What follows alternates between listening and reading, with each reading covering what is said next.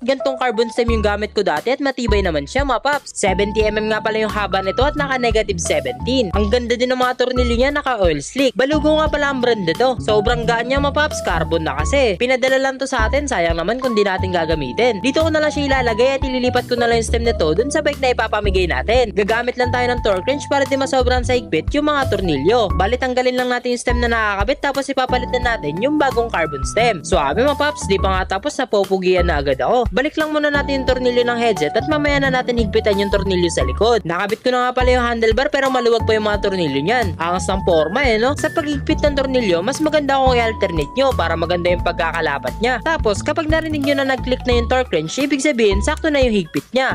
Suabe, mas gumanda tignan. Syempre gumaan din yan kasi naging carbon yung alloy na stem natin. Subok ko na tong balugo stem paps, wala naman ako naging problema dyan. Sadyang nagkakaroon lang ng issue yan sa iba dahil nasosobrahan nila sa higpit. Pansin ko lang din kapag carbon stem ako, ang smooth niyang i-control. Siguro dahil na din magaan siya pero base lang naman sa experience ko. Kung gusto niyo nga pala na mas mahaba, meron sila hanggang 120mm mga paps. Tignan nyo na lang dyan sa yellow basket. Marami nang nakagamit nito.